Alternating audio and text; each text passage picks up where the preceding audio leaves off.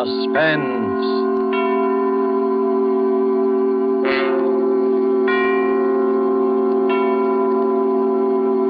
This is the Man in Black, here again to introduce Columbia's program, Suspense. In our starring Hollywood cast tonight are Mr. John Sutton, who appears as a young English doctor, Jim Norwood, who knew a great deal more than he admitted concerning the strange events which we are about to relate, and Mr. George Zucco, who plays the village curate, the Reverend Arthur Morley. Our story, and it bears none but a coincidental resemblance to H.G. Wells' famous short novel, The Invisible Man, is by John Dixon Carr, and is called The Man Without a Body, tonight's tale of suspense. If you have been with us on these Tuesday nights, you will know that suspense is compounded of mystery and suspicion and dangerous adventure. In this series are tales calculated to intrigue you. And so it is with The Man Without a Body and the performances of John Sutton and George Zucco. We again hope to keep you in suspense.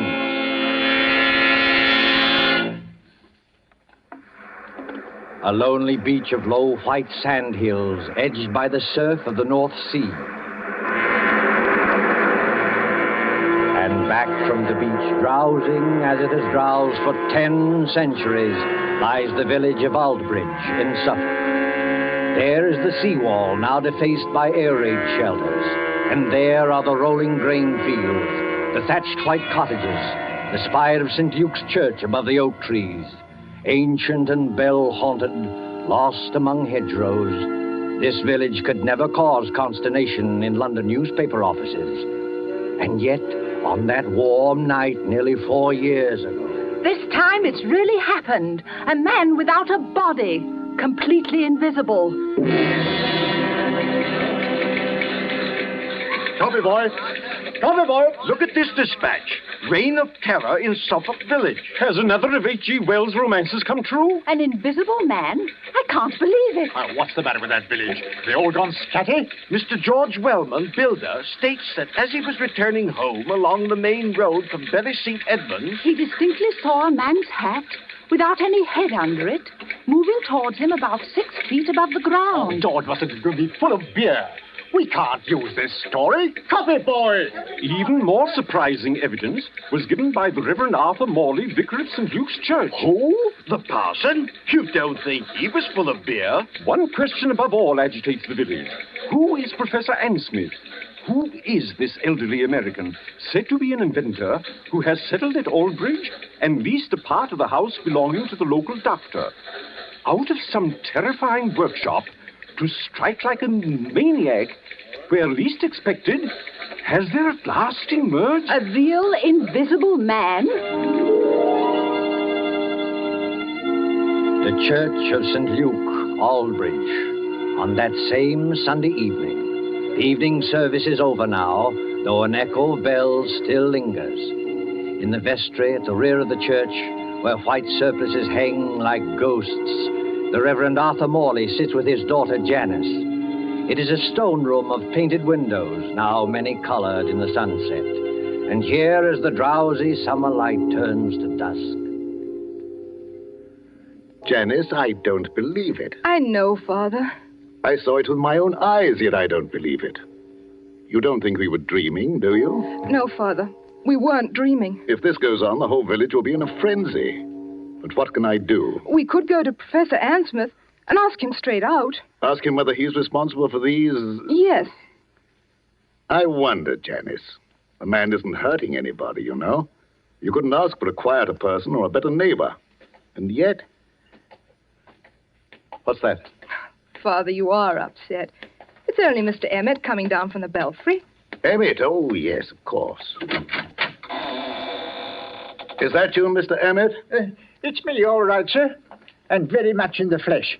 Did you think I was the invisible man? Mr. Emmett, I forbid you to mention that subject. Very good, sir.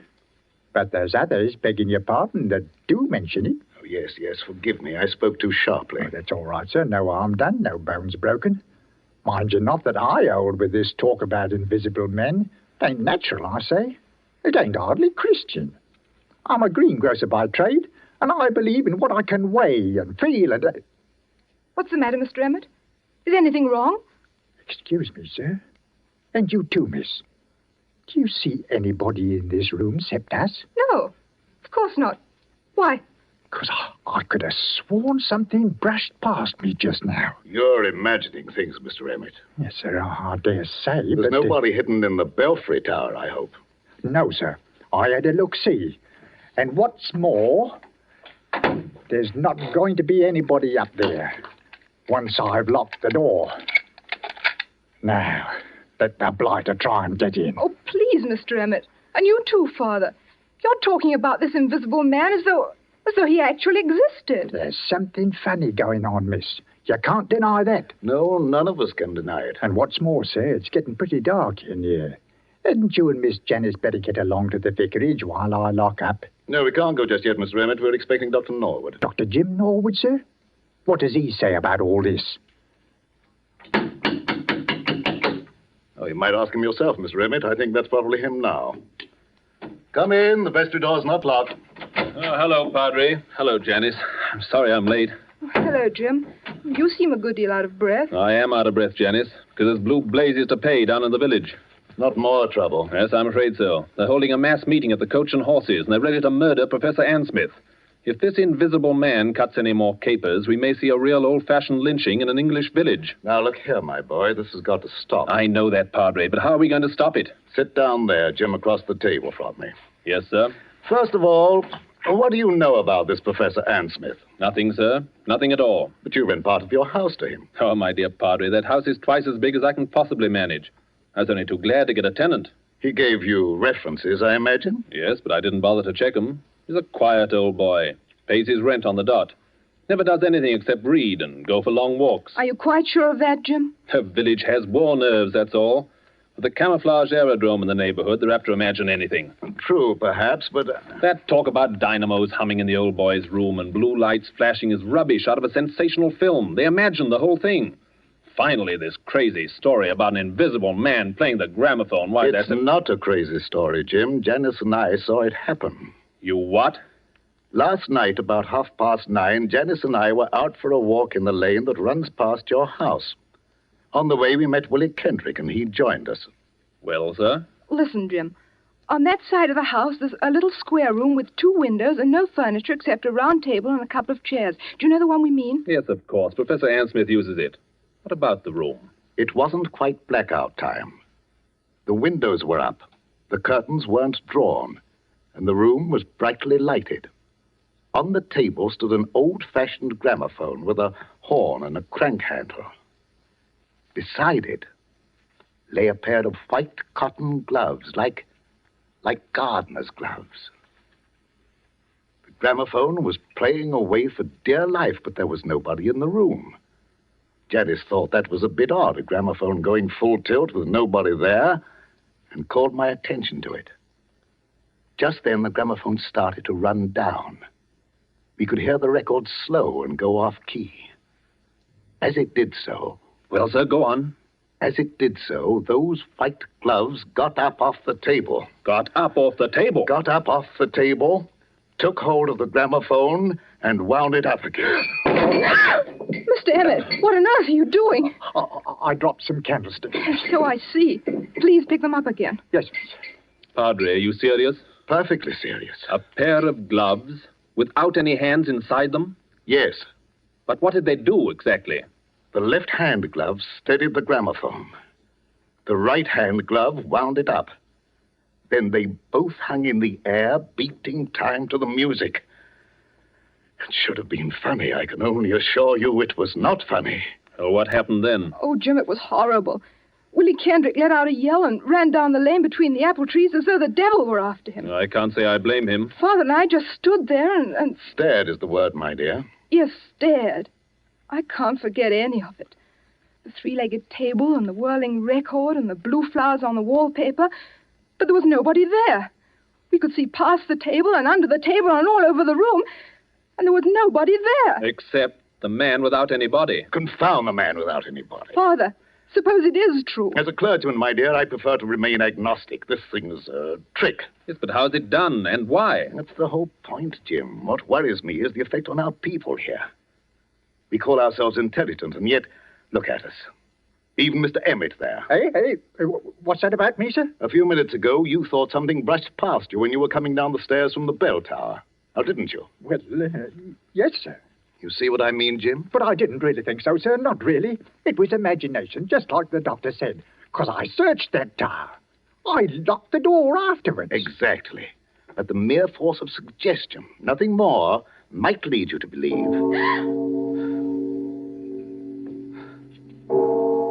That's not suggestion, Father. Sir, I'll stake my Bible oath there's nobody in that belfry. Bells can't ring by themselves, old man. There's somebody pulling the rope up there, and we're going to find out who it is. Now, one moment, all of you. What's wrong, Padre? You're as white as a ghost. This blasphemous mockery, it seems, extends even to the church. Very well. You will stay with Janice, my boy. Emmett and I will collar this invisible man. Why can't I go, too? I don't believe in this, but I should prefer to have someone with Janice. You're not afraid, Mr. Emmett? If it's alive, sir, I'm not afraid of it. And if it's dead, well, you're not afraid of it. The tower door's open, sir. I'm ready. Don't do it, Father. Don't go. You can't help them, Janice. Sit down here. Take it easy. Jim Norwood, what's wrong with you? Wrong with me? You've got an odd look, too. And the light's fading. And the surplices look like ghosts. And in another minute, that bell would drive me mad. Suppose he has got in. Who? The invisible man. Oh, don't talk rot. As there are sounds that the ear cannot hear, so there are colors that the eye cannot see. I read that somewhere. He hasn't hurt anybody yet. But suppose he turns nasty and does hurt somebody. He can't hurt anybody. How do you know? Janice, listen to me. Take my hand. Oh, but Jim... I want to tell you a few things you won't understand. I don't ask you to understand. I just ask you to remember. Well, what is it? The first is a question. If you were a government official and wanted to find an expert on camouflage, where would you go? An expert on camouflage? Yes. And the second point is this. I studied medicine in Germany. Oh, I know that, but that's One night on a bet, I hid backstage at the Winter Garden Theater in Berlin. I saw the whole show from backstage, and I learned a great deal. Jim Norwood, what on earth are you talking George about? Wellman and I have talked the whole thing over. In a way, Janice, there is an invisible man. I can tell you who he is and how he works. But there's no danger, do you understand? There's no danger at all. Jim, what was that? I don't know. You do know. I can see it in your face. You do know. I think somebody's fallen Fallen? from the top of the belfry. Oh, Father! Stay here, Janice. You can't do any good. Let go of my arm. I'm going up there. No, you're not. I didn't think what the danger might be. Besides, there's somebody coming down the stairs now. Stay just where you are and don't move until... Oh, Father. Father, are you all right? Steady, sir. Take it easy now. I'm perfectly all right, yes. But you'd better go into the churchyard and see to Emmett. He fell? No, Janice, he did not fall. He was thrown. Oh. Thrown? By whom? There's no time to argue now. You're a doctor. Go out and see to him. Well, is he in... I don't know. Go. Yes, sir. For I will work a deed in your days which ye will not believe, though it be told you. Janice, this is incredible. Why? You heard the bell ring. I saw it ring. Without anybody there? I was as close to that bell as I am to you now. No hand held the rope. There were no strings or wires or any tricks to make it move. Yet it clanged back and forth alone in the tower. And I thought I heard someone laugh. Laugh? Oh, don't take that too seriously. We were both overwrought, and the noise of the bell was deafening. What about Mr. Emmett? Emmett yelled some words I couldn't hear and lunged for the bell. Then something caught him. Something caught him and gave him a sledgehammer blow in the back. That belfry's nothing but open arches. You heard him scream. I saw his face just before he went over. Lock the door to the tower, Father. Lock it. I can't lock it. Emmett has the key. But why should I lock it? Because he's still in there. He? He hadn't done any harm before, but he's done harm now. There's no telling what might happen if he gets loose. You mean? I mean Professor Ann Smith's protege, whoever he is. The man without a body.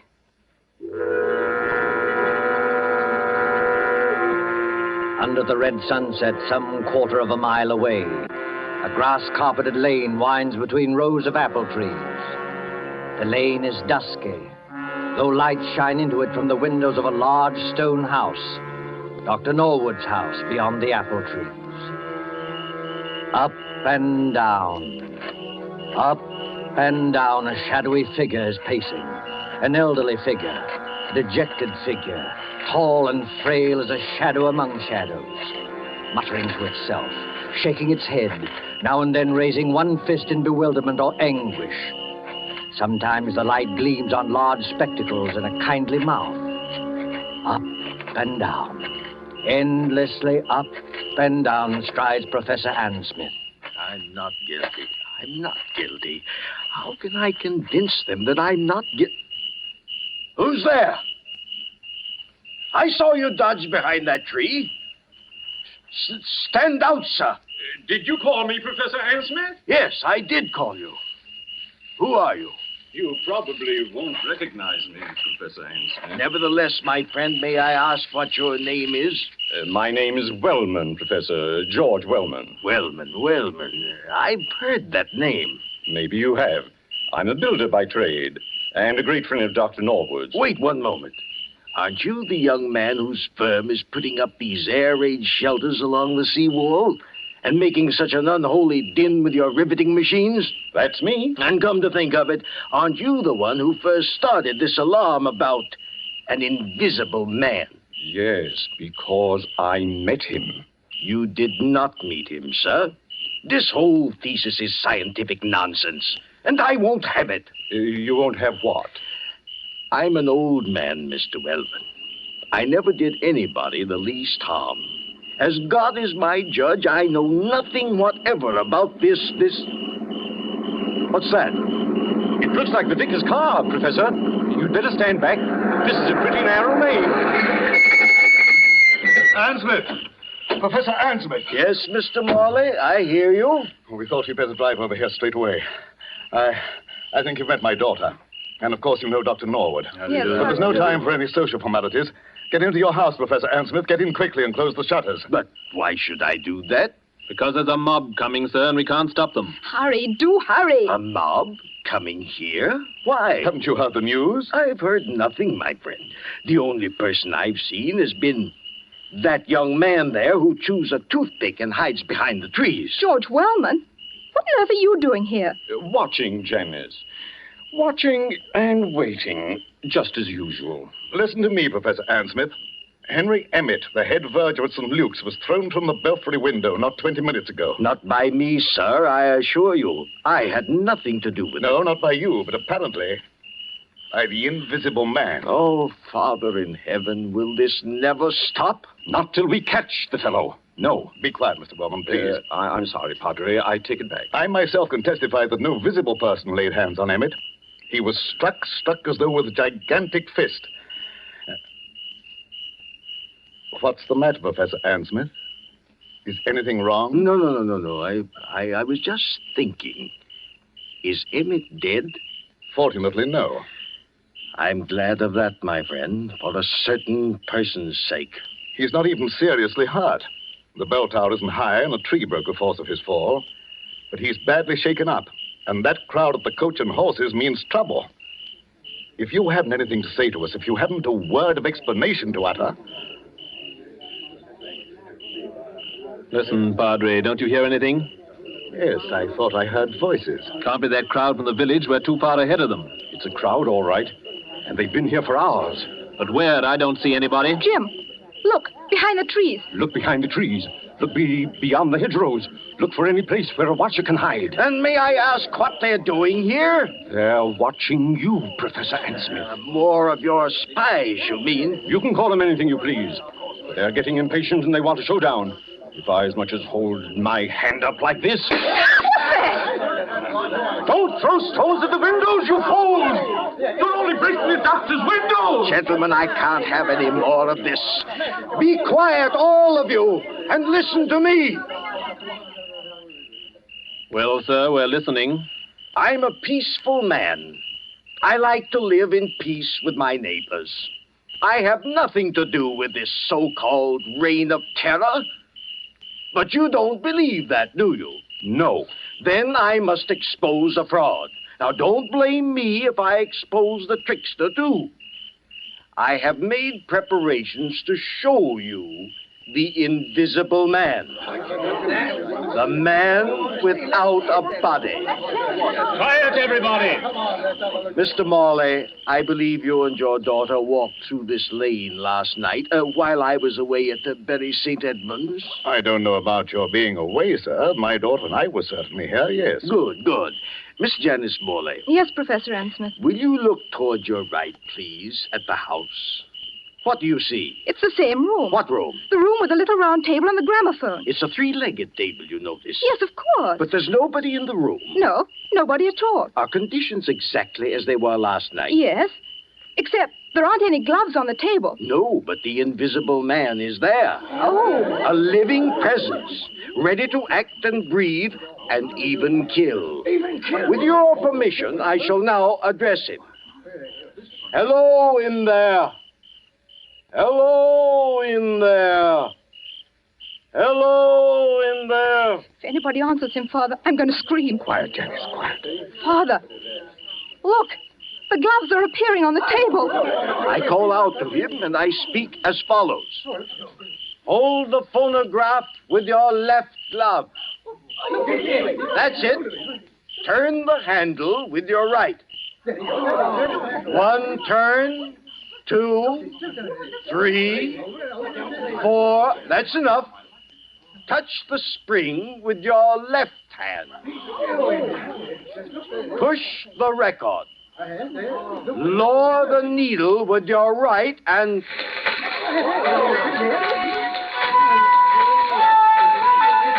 Ladies and gentlemen, the Invisible Man. Hold him off! Hold, you fools! Don't you see? On the contrary, let them throw all they like. Aim at the table, my friend. Aim at the table. Why at the table? Because then they'll see the trick. I don't follow you. What trick? The trick of the looking glasses. There. You see now, my friend? I think I do. The legs of the table form a triangle with its point towards you.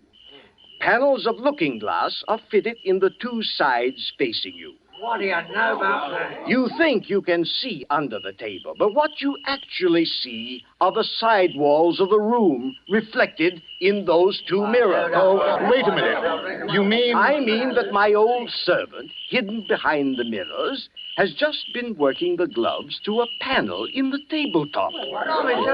It's a very old trick, first shown by Colonel Stadair at the London Polytechnic. And that's what happened last night? Yes. And you had nothing to do with it? Nothing whatever, nor had my servant. Then who did do it and why? What is the explanation of all this? Well, I can't tell you why. That's what beats me. But I can tell you everything else.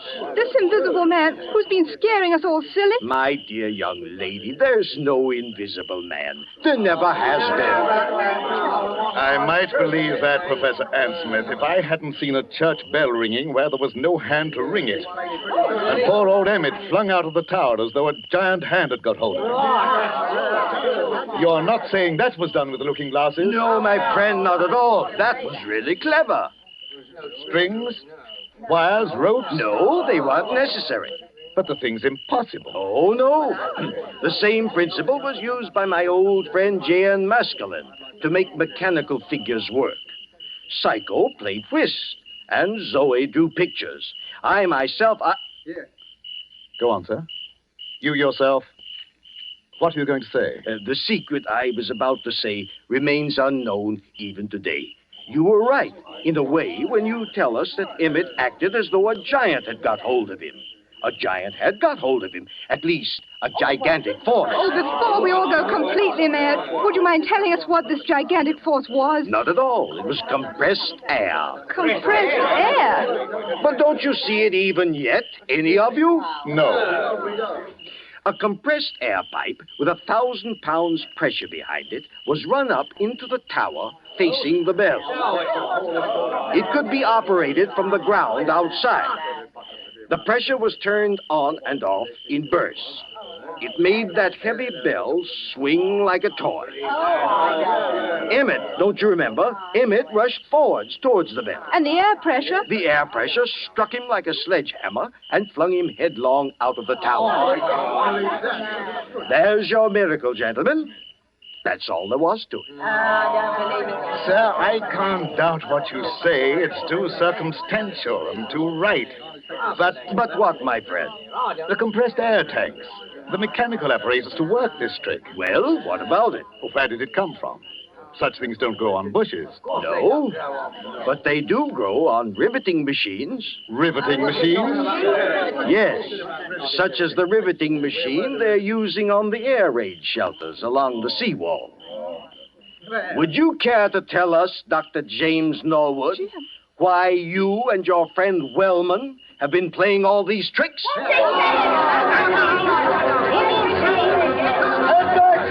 All of you. Jim Norwood, is this true? Why, of course it's true, Mr. Morley. Don't be so gullible. Jim and George Wellman doing all this? I don't believe it. Take a look at their faces, young lady. Did you ever see a guiltier-looking pair? So we look guilty, do we? Frankly, you do. We played the whole game and convinced the village there was an invisible man. Is that it? Yes. You worked the glove trick in your own house. And Wellman worked the air trick with his own equipment. Everything else was nothing but a pack of lies and a lot of atmosphere. Playing conjurers and making a blasted hash of it. Is that all, Professor Ann Smith? Well, remember, you brought this on yourself. I didn't want to expose you. No, Professor. I bet you didn't. Easy, George. Take it easy. Jim, is this true? Before you start pitching into me, Janice, let me have my word first. Do you remember what I said to you at the church tonight? At the church? Yes, I asked you to remember something, even if you didn't understand it. All right. Can you remember what it was? Oh, Jim, please. You're only trying to evade this. Oh, I'm so confused now, I don't remember anything. All I can think of is this horrible business and what's behind it. Father can't believe his ears, and I'm not much better. We've practically idolized you. All we want you to do is answer a straight question. Jim, are these accusations true? Yes, they are true.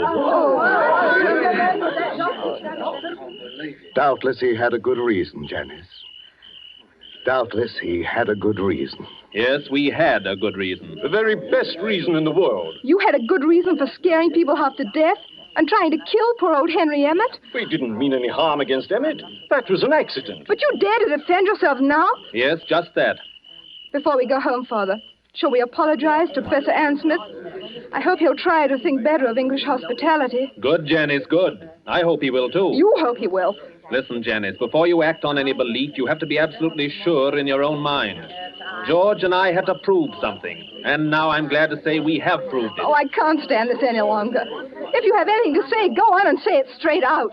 What was it you had to prove? We had to prove to our own satisfaction that this pretended American who calls himself Professor Ann Smith... Pretended American? Who calls himself Professor Ann Smith? We had to prove that this pretended American was no other than Karl Heinrich von Keist, the celebrated stage magician from the Winter Garden Theater in Berlin. What? Whose real job is to find the camouflage aerodrome near Bury St. Edmunds. No. He explained his own tricks very nicely, George. We'll swear out a warrant in the morning.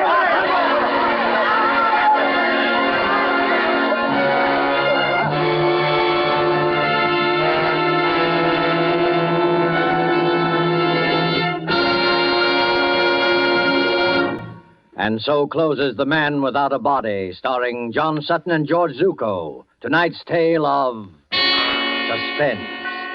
This is your narrator, the Man in Black, who conveys to you Columbia's invitation to spend this half hour in suspense with us again next Tuesday, when the distinguished actress, Miss Agnes Moorehead, will be heard in one of her many brilliant characterizations. Starring with Miss Moorehead will be Miss Ellen Drew, who as Carol Linden tells the amazing story of Uncle Henry's Rosebush. The producer of these broadcasts is William Spear, with Ted Bliss, the director, Bernard Herrmann and Lucian Mahowick, conductor and composer, and John Dixon Carr, the author, collaborated on tonight's Suspense. This is the Columbia Broadcasting System.